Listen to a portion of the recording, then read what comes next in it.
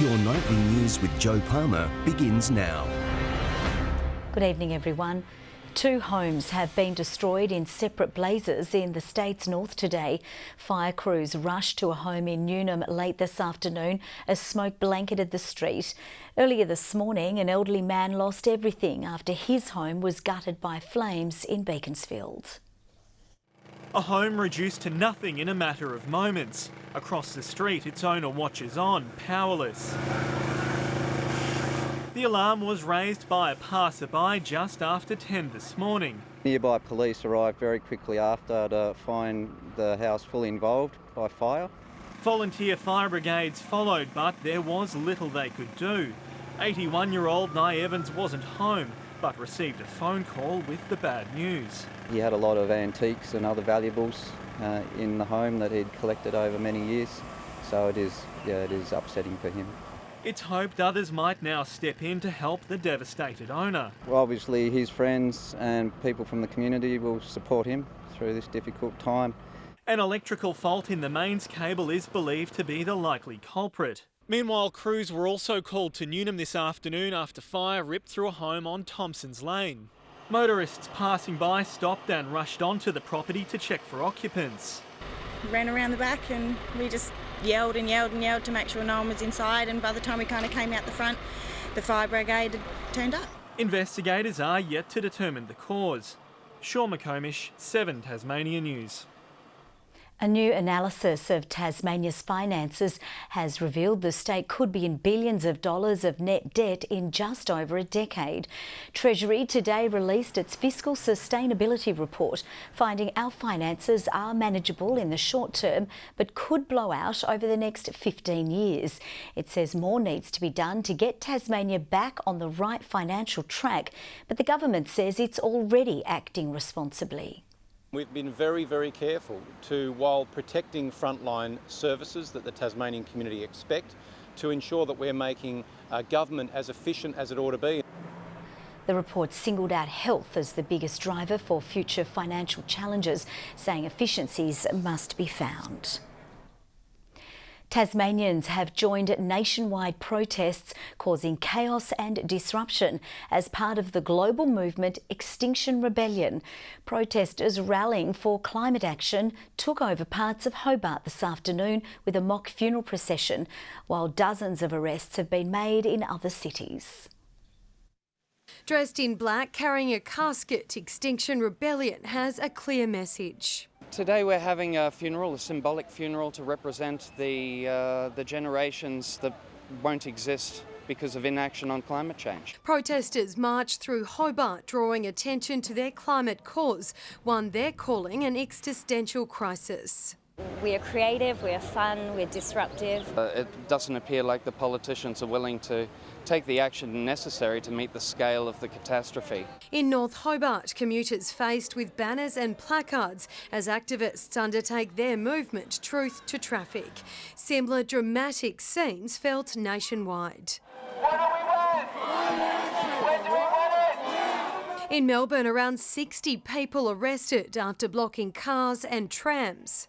Oh, look, we are sorry that we have to inconvenience people, but we have tried everything and the government will not listen, so we need to take action. In Brisbane, a man caused major commuter chaos, suspending himself on the Story Bridge. This is a desperate time and desperate measures are needed. Now threats, activists will use drones to disrupt flights to and from Brisbane's airport. The oceans are rising! No compromising! In Sydney, protesters were dragged off the road of oncoming traffic, multiple arrests there too. The insects are dying and our soils are degrading and eroding. Our once great river systems and our wetlands are dry. While activism is peaceful here right now, Tasmanian members, around 600 of them, are willing to face the brunt of the law, planning to escalate if the government doesn't heed demands. We have no other choice. We feel like it's our moral duty to rebel as citizens when our government's failing to protect us. Activists are comparing the cause to the suffragettes, Gandhi and the civil rights movement. More protests are planned tomorrow. And if they're not paying attention now, they will. Louise Hedger, 7 Tasmania News. Look, we have some developing news which has just come to the news desk on a fire in Margate tonight. We're going to cross to our reporter Louise Hedger, who is joining us live from the scene. Lou, what can you tell us about this incident? Joe, as you can see behind me, fire crews are still working on this blaze on the Channel Highway in Margate. It was reported to crews at about 4:30 this afternoon. There's currently about 7 fire trucks here at the moment. They attended at that time to help put out the blaze, but it has already caused significant damage to this weatherboard property. It's also caused extensive traffic issues in the area, with vehicles being redirected from the scene earlier. They have just started slowly trickling through here, but it is advisable for drivers to take another route if that is possible, because traffic is fairly backed up. Joe, we're still yet to find out the full extent of the damage from this blaze or the cause, but I'm sure that will come out in no time. OK, thanks very much for that, Lou. Louise Hedger joining us there with that breaking news. Bill Shorten has conceded an unclear message over jobs cost Labor Tasmanian votes. The former Labor leader was in the state for the first time since his party's shock loss in May. And I think that it's true that some people got sufficiently nervous that they somehow thought that Labor was more interested in not pushing people's jobs first and foremost. He also used his visit to highlight the plight of an NDIS client unable to receive a new medical bed. At the moment, I've just thrown my hands up in the air and gone, I'm over it, done with it, and we've accessed my super, and that was done. That was approved in 24 hours, which is what NDIS should be. The NDIS has apologised for the delay and has promised to work with Ms Piper. Triple M Hobart has announced well-known radio host Dave Noonan won't be returning to the airwaves next year. The much-loved Hobart host has spent the past 2 decades on local radio, most recently on the Dave Noonan Show with Al Plath. Along the way, he worked tirelessly for Give Me 5 for Kids, helping to raise almost $3 million for the Royal Hobart's Children's Ward. Dave Noonan's last show will be on October 18, today saying it's been a privilege to be part of the community for so long. 2 Tasmanian councils are appealing a court decision that stopped them seeking rates from airports. The Clarence and Northern Midlands Council had argued Hobart and Launceston airports were underpaying on rates for their use of the land. But last month, the Federal Court dismissed the case, confirming the appeal plans. The Northern Midlands acting mayor today says he's deeply concerned about the decision's impact on councils. People on Hobart's waterfront were treated to a rare sight this afternoon as a whale made its way along the Derwent River. The southern right whale attracted a crowd of onlookers, lucky to see the endangered species so close to the city. Frolicking just offshore, the southern right whale's stunning lucky viewers. Spending this afternoon swimming up and down the River Derwent, a rare treat for those out on the water. He's getting closer, guys! He's really animated and he actually came a bit too close to us, so we had to move away. So he's inquisitive as well. And for those on land, the view was almost as impressive, catching a rare glimpse of the endangered species. It's playing around, breaching as well, jumping out of the water, and yeah, it's cool. We've just seen him jump out of the water. We've seen his fins, didn't we? His dorsal fin and his tail. I screamed. Yeah, it was pretty amazing. Experts say the southern right whale are undertaking their southern migration from winter breeding grounds, saying this whale was likely resting in the calm water during its migration of several thousand kilometres. About once a year we're starting to get them up into the river, but to get the timing right to have it here as we're heading out was very, very rare, so we're very lucky to have seen what we saw today. Authorities reminding onlookers to admire from afar, ensuring the safety of both the public and animals. Michelle Wisby, 7 Tasmania News. Those wanting to travel back in time on Launceston's old tramway will have the chance this weekend when an extra kilometre of track is officially opened. The painstaking task of restoring the line around Inveresk has nearly taken 2 years to complete, but it offers plenty of rewards for those involved. Launceston's once bustling tram network may have seen the end of the line in 1952, but we're slowly seeing more and more of the service come back to life. There's work here to be done for the next 20, 30 years. Tim and his team have spent nearly 2 years restoring a kilometre of track, replacing 400 of the old timber sleepers with steel. It doubles the distance passengers can now travel around Inveresk. An ex-Tasmania guy who's very experienced in rail, so he helped us to lay them properly and make sure that they stand upright. There's still some left over for more extensions down the track, but this new section is something of a milestone as it introduces twists and turns to what was previously a straight tram line. Different feel to go around a corner. It's been really good. If you'd like to travel on the new tram line, they'll be running from 10 o'clock on Saturday. There'll also be a twilight service from 7 p.m, sure to be quite the sight. And a moment of great satisfaction for those who have spent decades pumping new life into this once pivotal passenger service. Can't do things in a hurry. You got to take your time. Take your time. Tom Johnson, 7 Tasmania News. We're getting our first look tonight at designs for a new 5-star hotel development in Launceston. It includes a reimagining of the warehouse opposite the Albert Hall, as well as an extension to the Clarion Hotel. It's understood the proposal has been reduced in height, but the full plans are yet to be advertised. And new designs have been revealed for a major subdivision in Kingston around the old high school. Stage 1 of the Kingston Park project includes 67 houses, a pool and wellness centre and a cafe. A study lodged with the application suggests it won't have a noticeable impact on the area's notorious traffic problems. A Tasmanian animal rescue centre is looking to turn its used cat litter into a form of renewable energy. As well as dealing with waste, it's hoped to help with the 10 Lives Cat Centre's electricity bill. These cute kittens and their litter could be the key to a new form of reusable energy. So at 10 Lives we go through about 80 tonnes of kitty litter annually, and it's a huge expense, and at the moment when it's used, it goes straight to landfill. A project currently underway by the University of Tasmania, looking into ways to reduce the waste wood pellets going to landfill. We're looking at how to turn the waste wood pellet into useful products and energy. They're hoping the project will show that recycling the product will not only be environmentally conscious, but economically friendly.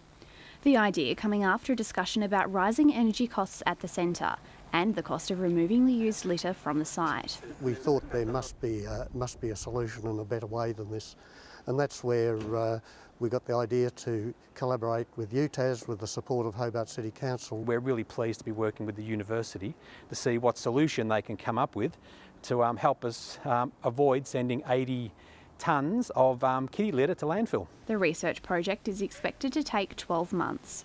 Ebony Ablett, 7 Tasmania News. A coroner says it's unknown what caused a car to cross lanes just before a fatal collision. Daniel Peter Swan was killed near Exeter on the West Tamar Highway on May 13 last year. In his findings, Coroner Simon Cooper said it was impossible to know why the other driver travelled into the incorrect lane. He did not make any recommendations. Taswater is fighting unsightly graffiti on its buildings with street art. It's commissioned teams to spray their creations on the company's infrastructure in the hopes of deterring vandals. A Taswater pump station has become a blank canvas for a school holiday program. Teens putting the finishing touches on a new piece of street art. This program initially started because our assets are often covered in offensive graffiti and tags. And Taswater saw this as a way to engage with the community to do something better and give young people a creative outlet, doing art instead of graffiti. The company working with Kingborough Council's youth program to give local teens the chance to show off their artistic flair. This is giving them the opportunity to actually be creative and put their artistic skills out there, and for people to see that within the community and them to feel proud about themselves as well. Just to give it a bit of spice and show the local community that graffiti can also be good. Taswater says projects like these actually lead to a decrease in vandalism of its sites. The art is generally respected by street artists and taggers, so they can see that a lot of work's been put into what's being done on the murals. It's really satisfying knowing that this is all that we've done. Yeah, knowing our hard work can also be shown to the public as well, and people can come and have a look if they want to. The project continues tomorrow in Kingston. Ebony Ablett, 7 Tasmania News. The idea to convert the Hobart Rivulet into an underground path is progressing. Alderman Tanya Dennison put forward a proposal to convert the drainage network into a pedestrian and bike commuter route. Overnight, the full council voted to commission a report into the project. It will consider challenges like how to deal with flash flooding, ventilation and the cost of the conversion. Now let's take a look at the day's business and finance news with thanks to Bank of Us, Tasmania's customer-owned bank. The Australian stock market has closed higher for a third day, with every sector posting gains. The ASX 200 index rose 29.8 points. A short time ago, the Australian dollar was trading at 67.52 US cents and 54.9 Great British pence. Welcome back. AFL Tasmania is wary of the state's best young footballers leaving to pursue opportunities on the mainland if a VFL licence isn't granted for 2021. That time frame could be set to blow out, however, pending the findings of Tasmania's AFL task force. They may be our best hope of making the state's long-standing dream a reality, but anyone expecting answers from Tasmania's AFL task force anytime soon shouldn't hold their breath. No, not updates as such, because I think they're still doing all the background information. With the AFL refusing to give any kind of time frame on a Tasmanian team, it was hoped a licence for the state to return into the VFL in 2021 would help to temporarily silence the sceptics. But now it seems even that may be asking too much, with AFL Tasmania choosing to hold off on any such announcement until the task force has presented its initial business case to the state government in the coming months. So if AFL Tasmania had come out in the last week or this week with an announcement about a VFL entry, whereas the task force are looking at that in a bigger picture sense in regard to the AFL, I don't think that would have been the right thing to do. Meanwhile, Tasmania's racing industry is preparing for an historic moment with the state set to host the annual Australian Racehorse of the Year Awards for the first time ever at Hobart's Mac 2 on Thursday night. Winx's owner Peter Tye is coming down, and I think everyone's confident that Winx will be named Horse of the Year. James Cummings will be here. Tony McAvoy, the trainer of Sunlight, the champion filly that's probably going to be one of the favourites to win the Everest in a couple of weeks' time. And it's a who's who of Australian racing. And following weeks of speculation, Tasmanian mare Mystic Journey is officially set to compete in one of the most prestigious events on the Australian racing calendar, with the Adam Trinder-trained thoroughbred heading to Moonee Valley to race for the coveted Cox Plate on October 26.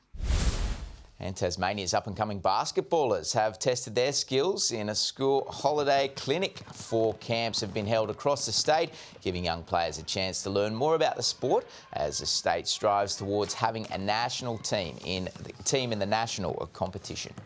Good evening. Cloudy with scattered showers over most of the state today. Hobart 14 degrees, Launceston and Devonport the high around Tasmania with 17, Burnie 15.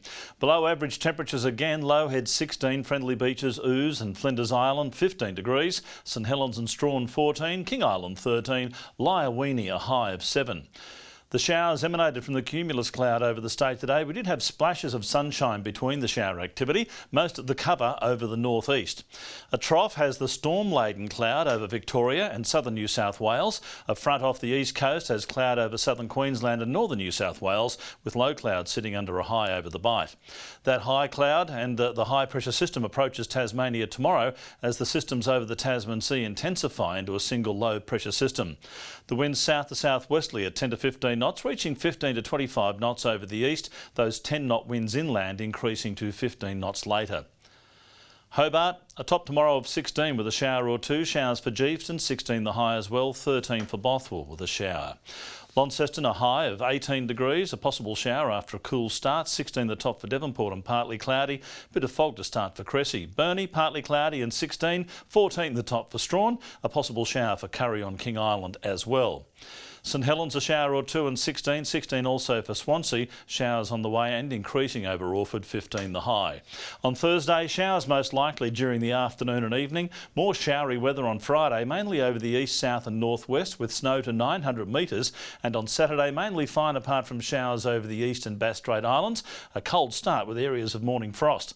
Sunny in Perth, fine in Adelaide, a cool day with a few showers in Melbourne, a shower or two as well in Sydney, a top of 19, but all clear and sunny further north. A little bit of cloud about, 11 degrees in Hobart, 14 in Launceston and also in Devonport. Funny you want your husband to wash your car, Joe. You won't let him drive your Lamborghini. Why would he wash it? Thank you very much, Ruth. That's all from the news team for now. Thanks for your company. We'll see you a little later. Bye-bye.